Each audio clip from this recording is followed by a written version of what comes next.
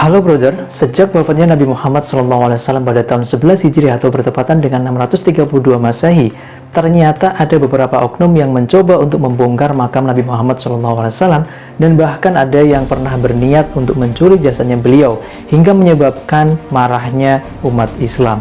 Setidaknya selama kurang lebih 1400-an tahun Hijriah telah berlalu, ada beberapa kali percobaan untuk melakukan perbuatan tersebut. Dan berikut adalah kisahnya.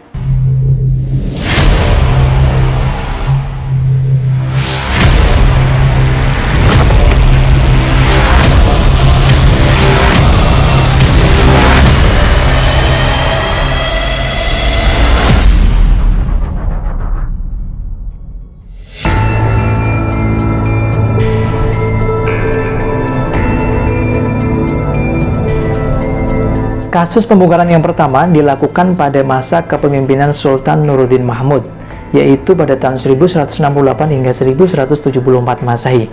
Sultan Nuruddin Mahmud ini merupakan salah satu pahlawan besar Islam yang berhasil mengalahkan tentara Salib bersama sahabatnya yang sangat terkenal, yaitu Salahuddin Yusuf Al-Ayyubi.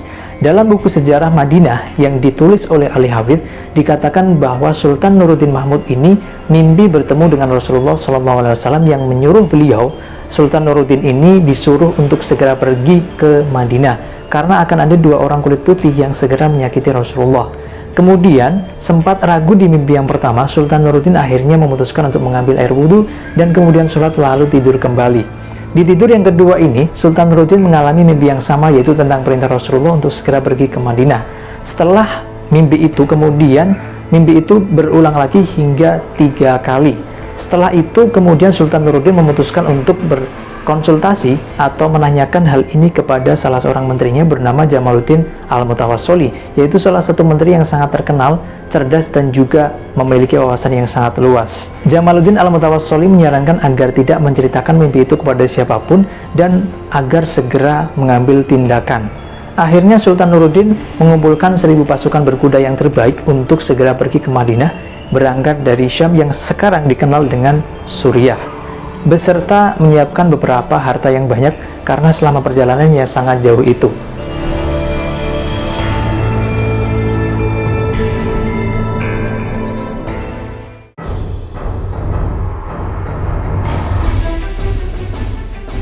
Setelah perjalanan kurang lebih 16 hari 16 malam, rombongan Sultan Nuruddin Mahmud beserta 1000 pasukan berkuda terbaik sampai di Madinah. Kemudian dilanjutkan untuk berziarah di makam Rasulullah atau sekitar Raudhah. Setelah berziarah, kemudian Sultan Nuruddin membagikan hadiah kepada seluruh penduduk Madinah, terutama penduduk sekitar Masjid Nabawi, dengan tujuan agar bertemu dengan dua orang kulit putih yang berada di mimpinya itu. Akan tetapi, Sultan Nuruddin tidak bertemu dengan dua orang kulit putih itu. Akhirnya Sultan Nuruddin menanyakan kepada penduduk sekitar, adakah yang belum kebagian hadiah? Akhirnya terdapat penduduk yang menjawab bahwa terdapat dua orang kulit putih yang sedang khusyuk berziarah di sekitar Raudhah atau makam Rasulullah. Dan kemudian Sultan Nuruddin akhirnya menginterogasi dua orang itu dan mengaku bahwa mereka berasal dari Andalusia. Mendengar jawaban yang meragukan itu, akhirnya Sultan Nuruddin memutuskan untuk menginterogasi lebih lanjut, yaitu dengan membawanya ke dekat dinding dan membuka celana dua orang itu. Dan akhirnya diketahui bahwa mereka belum sunat, dan kemudian dengan interogasi yang lebih dengan tegas, akhirnya dua orang itu mengaku bahwa mereka adalah utusan dari tentara Salib yang diutus rajanya untuk mencuri jasad Rasulullah SAW. Fakta paling mencengangkan adalah bahwa ternyata dua orang kulit putih itu yang merupakan utusan dari tentara Salib bukan melakukan percobaan itu untuk pertama kalinya, namun sebelumnya pernah melakukan beberapa kali dengan cara menggali terowongan di sebelah kiblat luar Masjid Nabawi.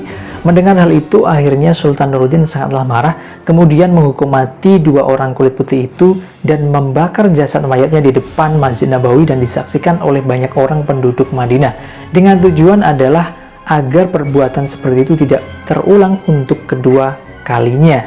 Sultan Nuruddin juga memerintahkan kepada penduduk Madinah untuk menggali di sekitar makam Rasulullah, kemudian dialiri aliran tembaga agar bisa melindungi seluruh makam Rasulullah. Dan itulah kisah pertama dari rencana pembongkaran makam Rasulullah. Lanjut di part 2.